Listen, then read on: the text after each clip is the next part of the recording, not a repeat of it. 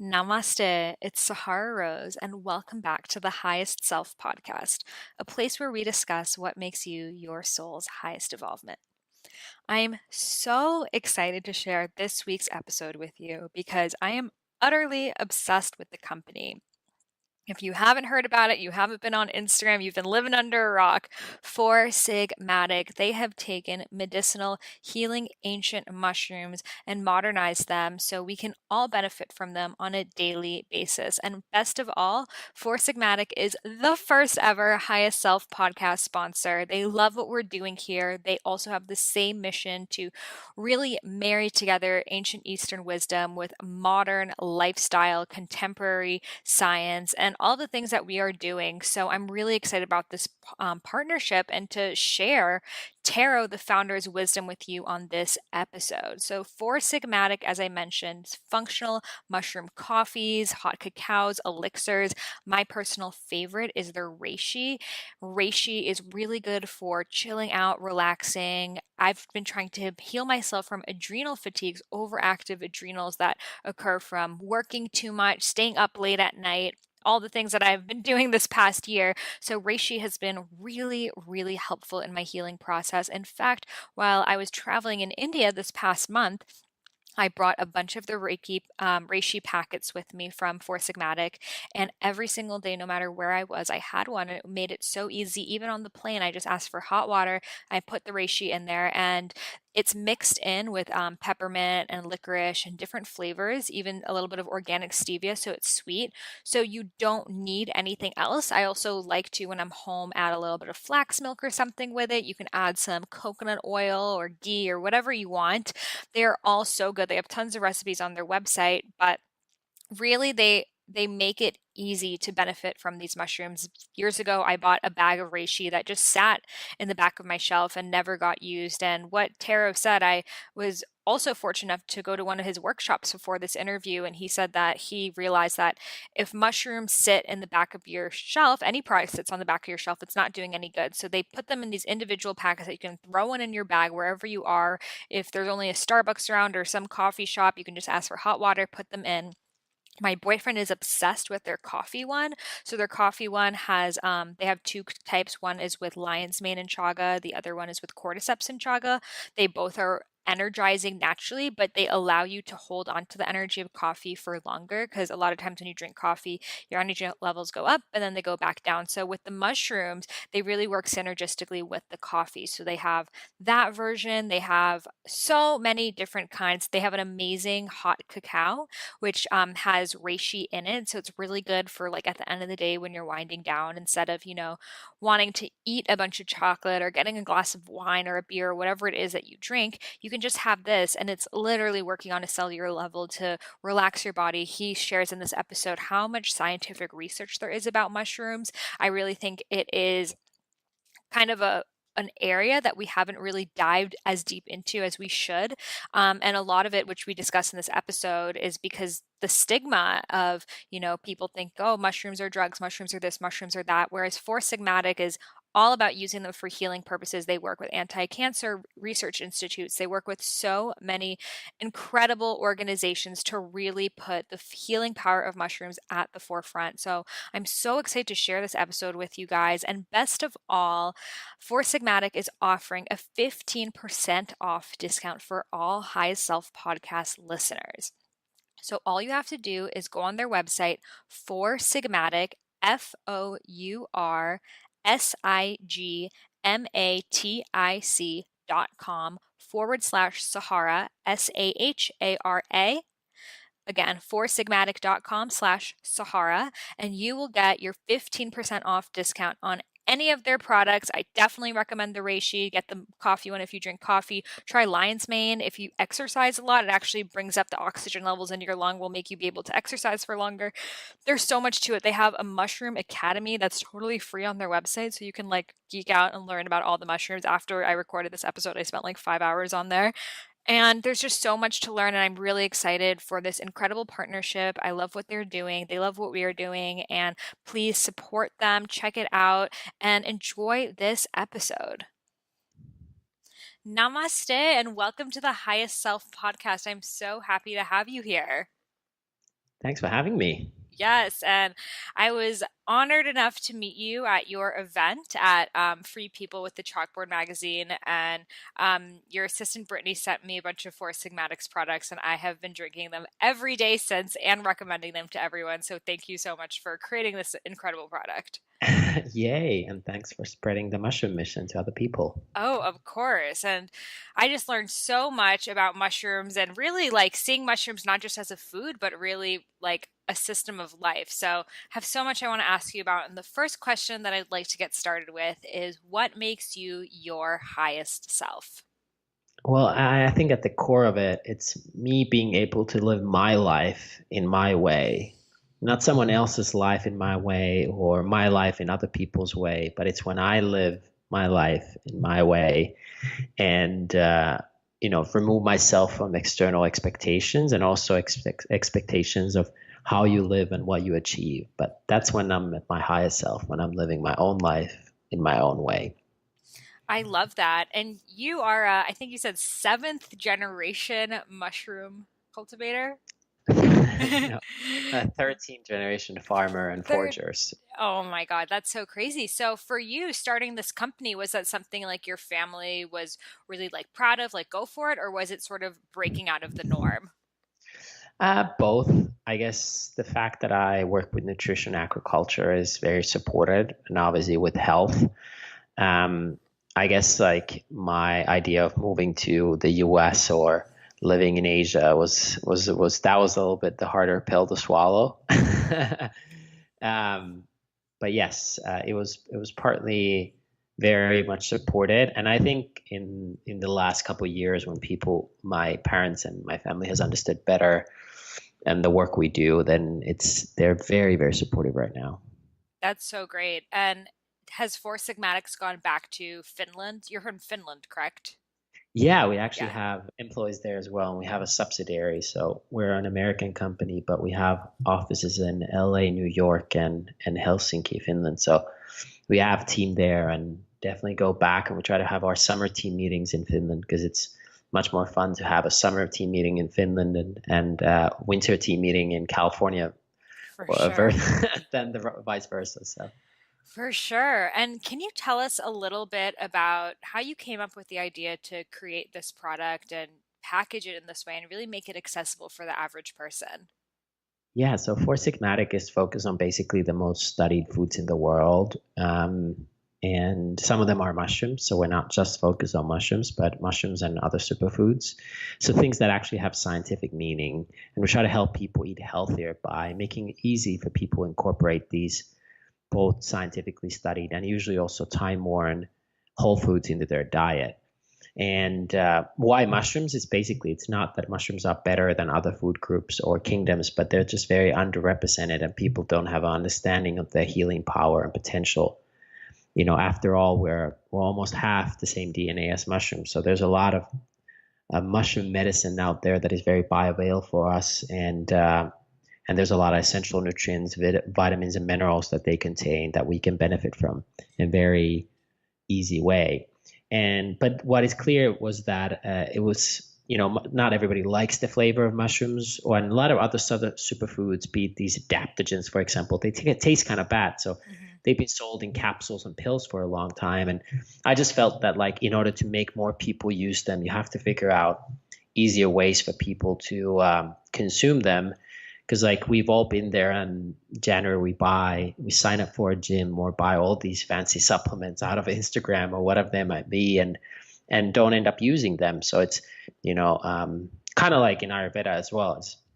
It's about the habits and rituals, and compliance is everything. Like the fact that you know everything about yoga doesn't help you unless you do your practice. So it's like it's important to have your practice in both health and nutrition and wellness. So our most popular product is mushroom coffee, and that's, for example, a way how we've been able to get more people to consume these functional mushrooms and superfoods that otherwise are very bitter, is by combining them into the most popular bitter thing on the planet, which is coffee.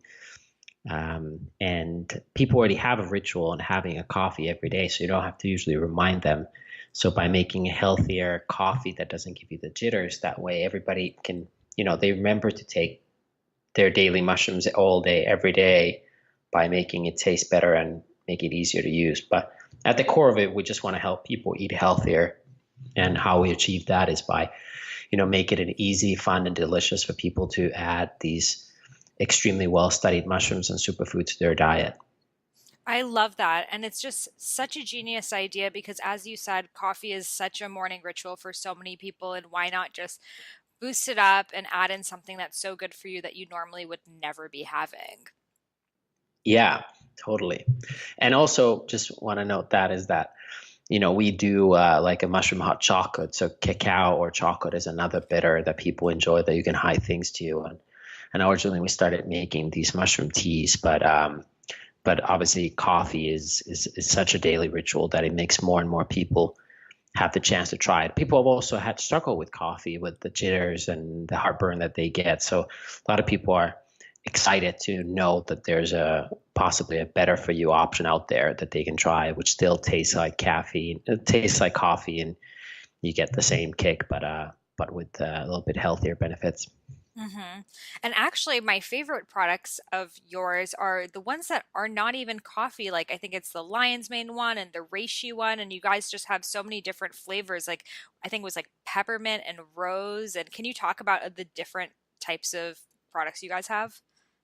Yeah, I mean, I love so many different types of mushrooms, but at the end of the day, a lot of people, when they hear about mushrooms, they think of like either psychedelics or your portobello mushroom, and so we're just trying to educate few first. So we focus on predominantly on top four mushrooms that have the highest amount of nutritional benefits, but they're also the most differentiated, and they're called reishi, chaga, cordyceps, and lion's mane.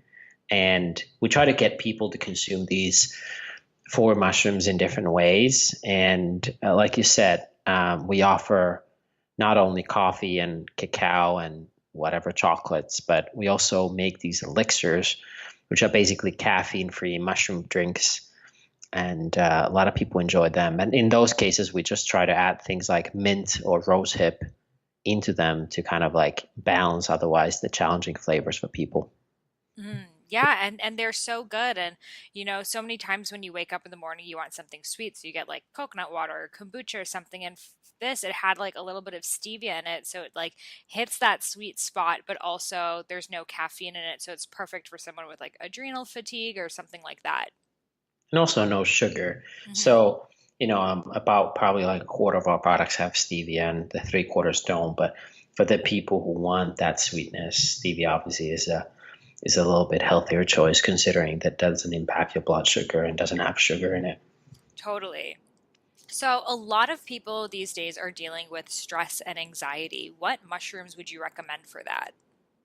But the queen of all mushrooms, which is reishi, Reishi, and that's a Japanese name. That's by the way, a very common theme with these mushrooms is that they're named in Japan. Mm. Um, but yes, reishi mushroom is a very grounding, earthing mushroom that you can take in the afternoon or evening when stress tries to take over you, or if you need a good night's sleep. Okay, perfect. And then what are the more like stimulating mushrooms you should have like before a workout? So the most popular functional mushroom in the U.S. is cordyceps, which is a little bit of a tongue twister, but cordyceps, which a lot of people who take it don't even know it's a mushroom, but it's one of the most prestigious pre-workout boosters, and it's a strong adaptogen that improves VO2 max. So basically, how much oxygen can you take into your lungs, and really gives you that uplift without caffeine or sugar. So it's caffeine free and sugar free, basically a pre workout booster that you can take on a daily basis safely. So cordyceps is probably, if you want to work out, if you want that like fire, color red uplift, then it's Hmm. cordyceps. And if you want that grounding, earthing, calming energy, then probably reishi. So cordyceps would bring up your pitta, basically in Ayurveda, and reishi would bring up your kapha, which is like the earth energy. Correct. And then obviously, I mean, we can go into a more specific clarification of each.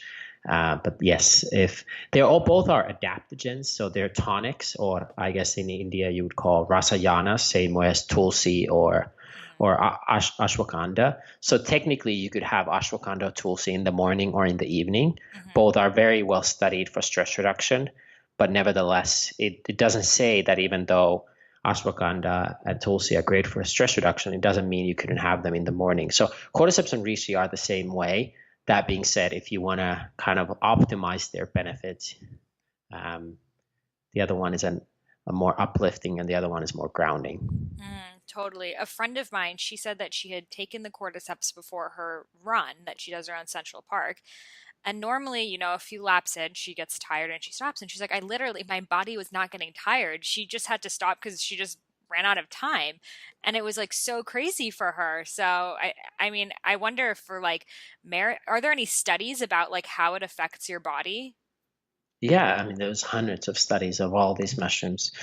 Actually, maybe I just reframe is I mentioned that we share about half of our DNA with mushrooms, but about 40% of all pharmaceuticals are derived from fungi. Wow. And out of the 20 best-selling drugs in the world, 10 are estimated to have fungi in them. So anything from penicillin to a lot of immunosuppressants. And so there's plenty of research. For example, the VO2 max, there's a study that showed that there's an up to 50% increase in VO2 max on untrained individuals if they have cordyceps. So almost Wow. like, I mean, on layman terms, you could say you have more 15% more oxygen in your lungs, which is pretty incredible. So 50%? 1.5, not Oh, 50. I was like, what? But this is on untrained individuals. On a trained individual, like a friend of mine is an Olympic athlete, and if you get just a 2% increase, that's already incredible for a well-oiled machine. So, Oh, for sure. And I mean, people travel to, higher altitudes just so they can have their bodies get used to pumping more oxygen. So just if taking some mushrooms can help with that, that's incredible. and this is actually how it was discovered. Cordyceps was discovered by the Sherpas in the Himalayas. And basically, they were observing these yaks that are these large domesticated mammals that help carry things up the hill. And in the high altitude, when the animals also get tired, same way as humans, which we animals, the yaks were really tired after a long day of hiking and carrying stuff. And then they started grazing on this cordyceps mushroom, and they had suddenly a burst of energy. Wow. And the Sherpas was like, "What's going on?" And then they tried it on themselves, and it worked as well.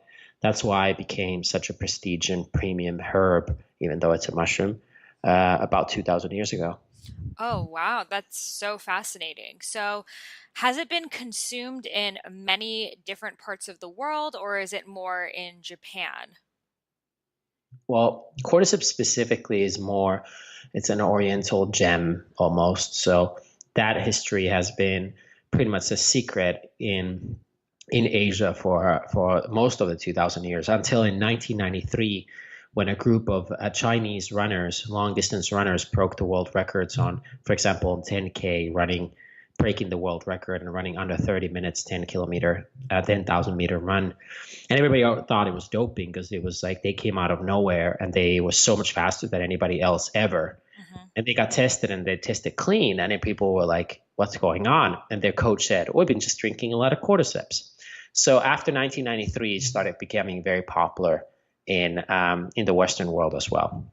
Wow. Unlike the other mushrooms like even reishi or lion's mane or the other mushrooms that I didn't yet mention like shiitake, maitake, those grow widely in North America and there's a longer history with the other top functional mushrooms in the Western world, and pretty much all indigenous cultures have been using these mushrooms in some capacity, but cordyceps specifically has been until 1993 pretty much it's kind of been like an Asian secret.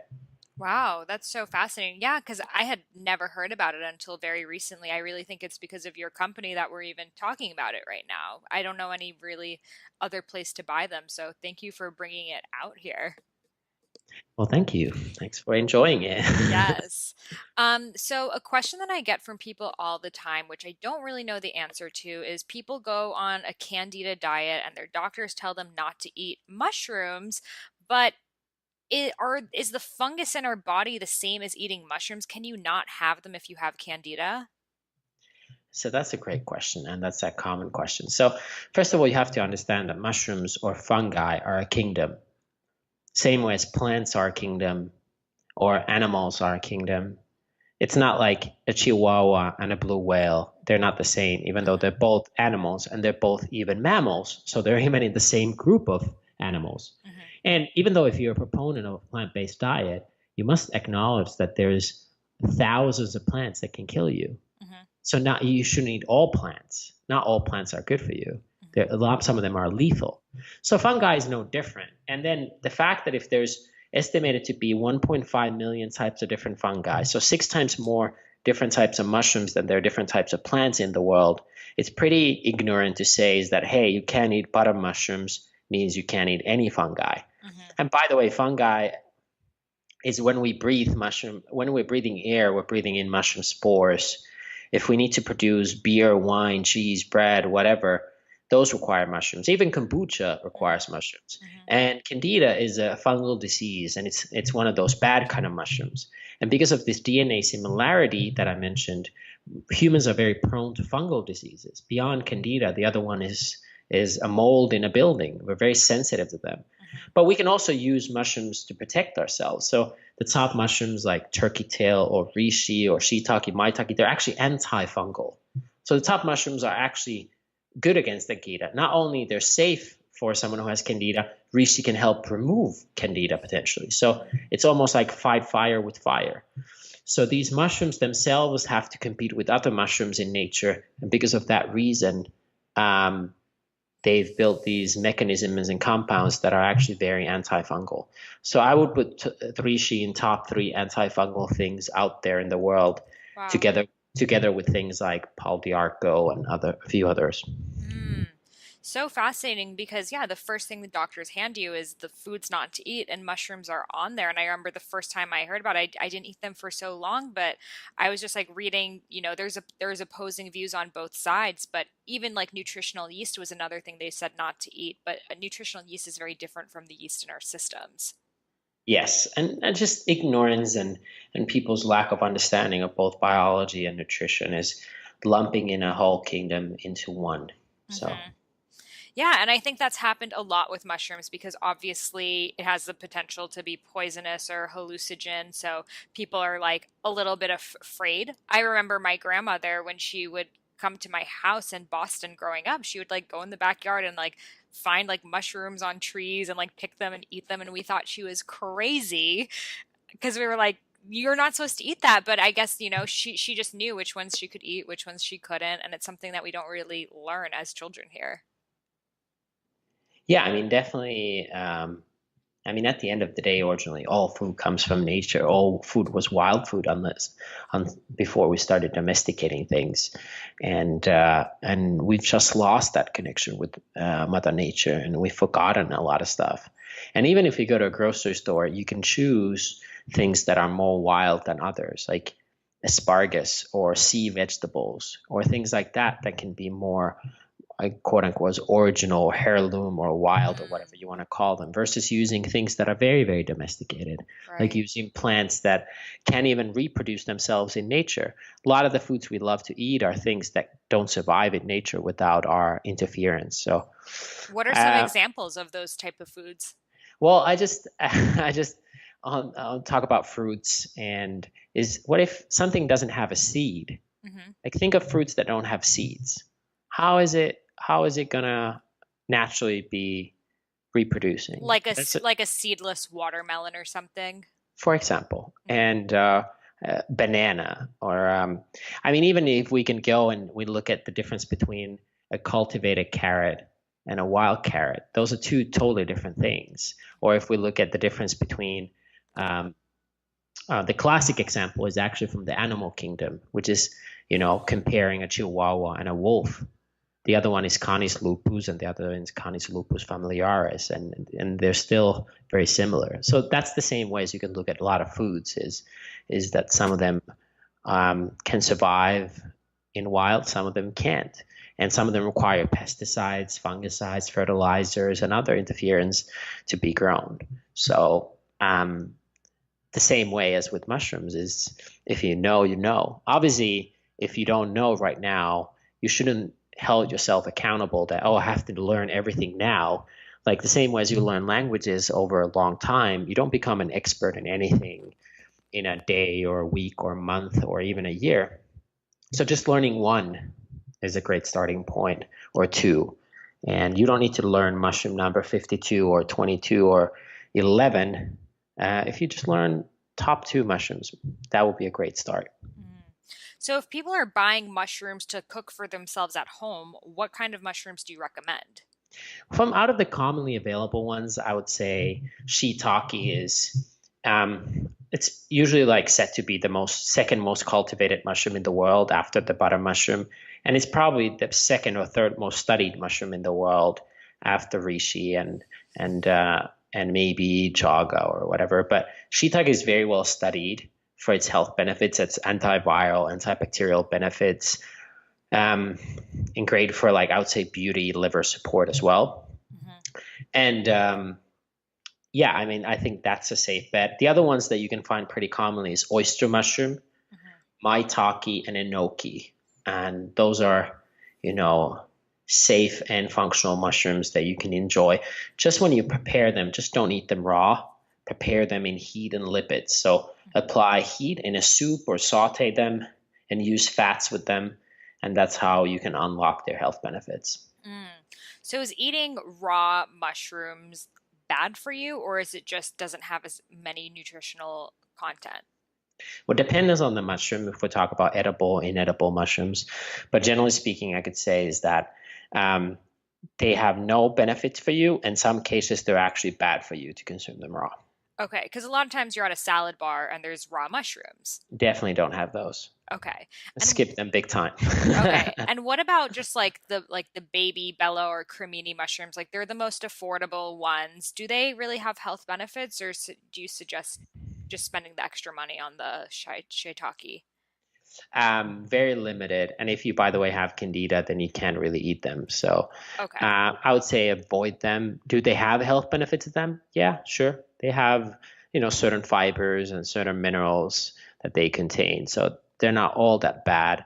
But on if you want to maybe give a blanket statement, are they good or bad? I would just say rather have a shiitake. Okay. Yeah, I think a lot of people when they get mushrooms, they just pick whatever's the cheapest, and it's those ones that are like pre-sliced. So it's good to know that those aren't really recommended. Well, the same ways if you go and buy anything from dairy products to vegetables to anything for your health, yeah, I don't think choosing the cheapest option often offers you the best value. For So sure. So I want to talk a little bit about Ayurveda and mushrooms because it's something that we spoke about earlier and has been bogging my mind since we talked about it. So in Ayurveda, mushrooms are considered tamasic, and the word tamas means makes you more dull. And the reason they believe that is because they think it's very earthy and very grounding. And then if you consume it, then you feel too earthy and groundy and you're not sharp. But as you're mentioning, there's so many mushrooms that aren't like that. So I'd love to know, and we can talk about like what do you know about how mushrooms may have been perceived this way in Ayurveda and India, and any studies or research you've done about this? yeah, sure. So like you said, they're not like highly promoted in Ayurveda, and that's always puzzled me a little bit. I'm like, why? Considering that 25% of Earth's biomass is made out of fungi, and by the way, in India, like all these amazing plants, these Indian herbs require mushrooms to collect water. So you could even argue that without mushrooms, a lot of the amazing Indian healing herbs and foods wouldn't exist. So that was always boggling for me. And kind of right now, I don't really know. Like, I don't truly know like one reason why it is. And probably the truth is that there's multiple reasons that come together. One of them is obviously that the kind of Anglo-Saxon British influence. So British people have been some of the most anti-mushroom people in the world, whereas like Slavic, Asian, have been much more mushroom friendly. And one of the reasons why that might be, again, we don't fully know, is that UK, England is very damp. So there's a lot of moisture, and they expected that there might have been some sort of a a mold in buildings that killed a lot of people, and that's why people got scared of it. The second one relates to the witch hunt. So the mushroom knowledge was originally with women. Mushroom women were the gatherers, and the men were the hunters, and they would have knowledge about not only mushrooms but also herbs. And mushrooms were used in various healing ceremonies that then got demonized at one point, and that was considered bad. So the British influence and its impact on India might have been one factor. Second is, like we know, Hindi is, it's just like India is a blending spot of so many cultures and so many different things. There's no like one India really, and even forcing this one language on the whole country is very, you Right. could very odd. Hmm. So the same way as if we think of, going from the foothills of the Himalayan to Kerala, and even like where is Ayurveda right now centered, and you know that a lot better. But when I was there and visiting different places, I would see that, for example, in Kerala in the south, there was a much bigger hotspot of Ayurveda than what I found up north. So like how sometimes a certain small, maybe minority or a powerful group of people can influence the impact of the whole country, or if not the whole world, is another reason why it might be the case that in certain areas it was not as, recommended, and because of that reason it impacted the whole culture, and later people didn't even question why something is what it is. Hmm. Totally, yeah. So Ayurveda actually comes from North India, the very north of India. But when the British came, it had to go underground because the British said this is like a barbaric health system, and the safe haven for it became Kerala in South India. So now Kerala is like the hot spot for Ayurveda, but it's not really where it originated from. So I think that when it went underground, um, probably the use of mushrooms became prohibited because also there's a lot of psychedelic mushrooms in India. It's like a great breeding ground for it. And the British probably did not want people using that because it could open their minds and make them realize how screwed up everything is. Yeah. So I think that fear of the psychedelic mushrooms had to do with it. I think India probably is not even the best place to grow mushrooms because it's so hot and like humid that probably a lot of them were poisonous and they just didn't want people like going in their backyards and picking them up and like dying. So I think that had to do a lot with it. And the fact that, they couldn't really preserve it because people were just like cooking things and eating them immediately. So as you mentioned, eating them raw can be dangerous. So I think all of these things probably made it become um, prohibited in Ayurveda, but we don't know what they were saying 5,000 years ago, but I don't think that they would have, because in traditional Indian culture, they use medicinal mushrooms ceremonially. Like they see really the value of them. So I really do think it's like the British influence. Yeah, and let's just note that there's a lot of documented evidence that people in the Himalayas were using these mushrooms. So that definitely is part of, at least partly part of the Indian heritage. And then also the note that a lot of these top mushrooms grow in lush forests, so requires a lot of trees and especially old forests. So whenever people population grew and there was more and more land was converted into agriculture, a lot of trees were cut. And India obviously there's a lot of deforestation that has happened over the years. So for that reason as well, there might be less access to some of these mushrooms in the wild. Totally. Yeah, in my cookbook, I'm putting mushrooms in. It's like a modernized Ayurveda cookbook, and I'm like the things that old school Ayurveda says and the things that I think make sense. And so many people in India are like afraid of mushrooms. Like they literally are scared. Onions, garlic, and mushrooms are the three things that it's like because of religion, because of, it's believed to bring down your consciousness or whatnot. So it's like I think we're ready to let go of that belief because if that were true, then like everyone else in the world should have like no consciousness because they eat mushrooms and it just doesn't really make sense. Yeah, and again, just understanding that some mushrooms are good, some mushrooms are bad, and just being in that mindset will give you a much better, healthier relationship with this kingdom. Totally. And another question that a lot of people had were mushrooms for hormonal balance. What do you recommend for that? Well, hormones is a complicated thing because there are these messengers in body, and it's more of a symphony than a single instrument. So it's not like um, and sometimes I also joke is that people think that if their testosterone is high or low, or if their estrogen is high or low, or thyroid or adrenals or whatever, they think that's the issue. But often that's a reaction to something else in the body. So if you have issues with your thyroid, it's actually like to balance other instabilities in the body that they come that our whole system is just reacting. Hmm. That being said, a lot of the hormones are produced in our glands, and we have evidence from these certain adaptogens, some mushrooms, some others, like we mentioned ashwagandha, and their ability to affect the HPA axis, the hypothalamus and our adrenals and all that stuff. So for kind of a healthy body, the regulation of glands is really important. And there's been a lot of studies and increasing the excitement around how adaptogens can help balance your hormones, basically.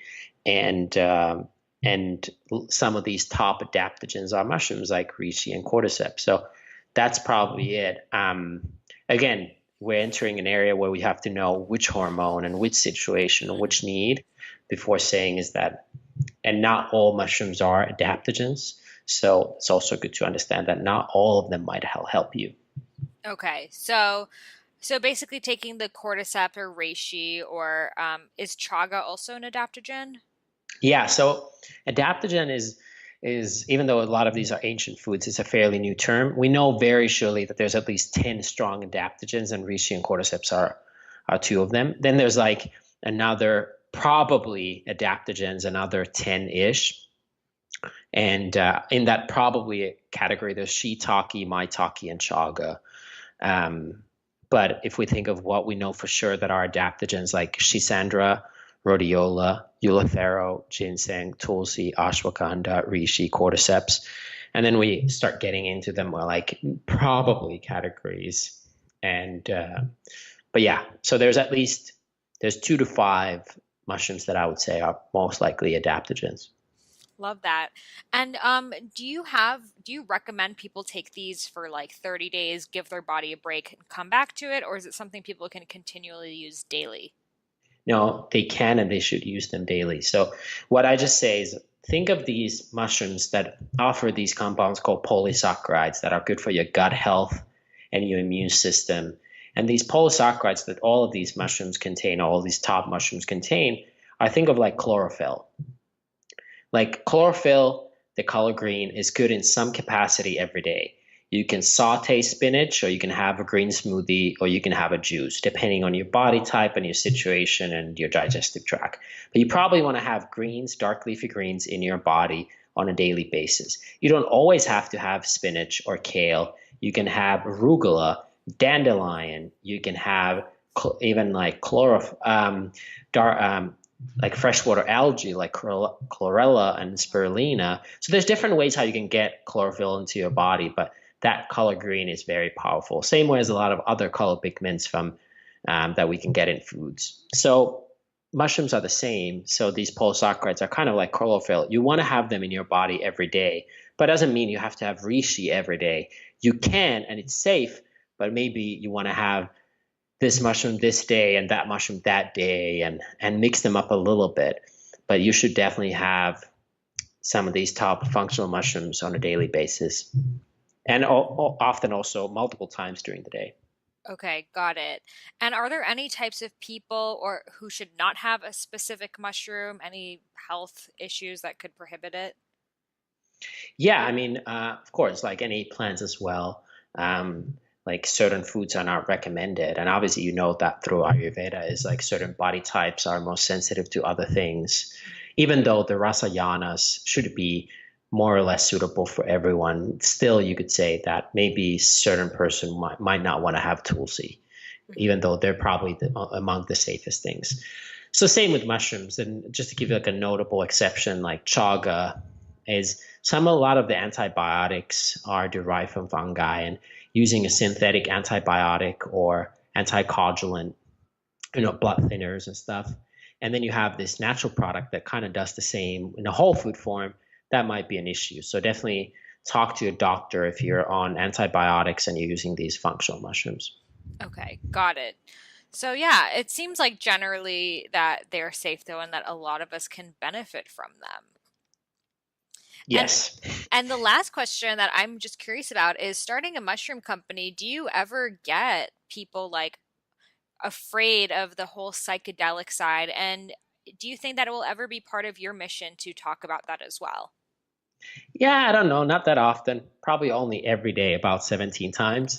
So, yeah, I mean, definitely I've heard probably the every possible mushroom joke Right. out there, and people keep texting me photos of mushrooms with the like a really bad lighting on top of a mushroom, like as if I can recognize based on a vague image. And then, they're like, "Hey, you're a fun guy," and type of jokes. So, and the psychedelics is like oddly magical. So definitely like part of my life for a while has been, having those reactions. So, um, yeah. So right now, I think mushrooms can offer a lot of promise to a lot of common issues in life. Um, Anything from like people who have PTSD or depression using psilocybin mushrooms for that. I think there's more research to be made there to understand if that's the case or not.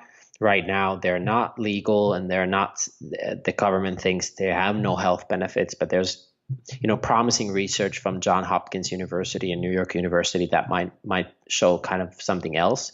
Also, mushrooms can offer a lot of environmental benefits from eating plastic and oil and stuff like that. But I think to open our consciousness, I think first and foremost, most people probably are, we included as well. Initially, we think of ourselves. So it's like basically the Maslow's hierarchy here is that you want to first take care of your own needs before you start to look at a higher global consciousness, and that's unfortunate but true. So in this case, my passion to help the global consciousness and get more people on shrooms, so to say, is first to focus on their kind of things like skin and sleep and energy and brain function. So I'm more fascinated by the functional, health benefits of mushrooms at this moment. Obviously, when I lecture, I try to talk about the fungal kingdom as a whole, and then you have to go into both the environmental and the psychedelic factors of mushrooms because people are curious. But nevertheless, my mission is around these functional mushrooms and whole food mushrooms. Right. And it's interconnected when people are healing their bodies and their hormones and adrenals, they naturally want to go out there and make a greater impact on the world. Well, that's at least my hope. Yes, and it's definitely happening, and I think that there's so much more research for sure to be done, but also has been done about just how much mushrooms can help with PTSD and trauma, and I really do hope that, what's happening now with cannabis and how it's become so much more mainstream will eventually happen with mushrooms too. Yep. Yeah. Well, thank you so much for sharing with us all of your wisdom. We all enjoyed so much learning from you. Where can we connect with you? And of course, buy some Four Sigmatics. Yeah, I'm not that active on social. I have a private Instagram account called I am Tero, Tero. But easiest way to follow me and our work is through my company Four Sigmatic, Foursigmatic. And you can find us on Instagram, Facebook, foursigmatic.com, yada yada yada. And I have a book out called Healing Mushrooms. You can get wherever books are sold. And that kind of walks through the top 10 mushrooms. And also we have a Mushroom Academy. If you go to foursigmatic.com, you can go through a free e-learning course anywhere you live to learn about the benefits of mushrooms for free. That's so amazing. I'm going to go on it right now and nerd out. Well, Yeah. thank you again for being part of the Highest Self podcast, and we look forward to enjoying our shrooms every single day. Thanks for having me on. Thank you. How do you guys feel? I mean, personally, I know I listened to that whole episode while drinking the reishi and I feel pretty amazing. So, again, if you want to get your own batch of Four Sigmatic, all you have to do is go on foursigmatic.com/Sahara. The link is also in the show notes and you will get your 15% off discount. So, hope you loved it. Also, as a free gift to everyone who reviews this podcast, I am offering my unreleased book, Eat Right for Your Mind Body Type, infusing ancient Ayurvedic wisdom with modern nutritional science. The first half of it free. All you have to do is leave a review for this podcast on the iTunes store and send me a screenshot of the email at to Sahara@eatfeelfresh.com. Send a screenshot of your review and I will send you over the first half of my unreleased book, so shh, don't show anyone. And I can't wait to share it with you. Thank you so much for listening, and I'll see you guys on the next episode.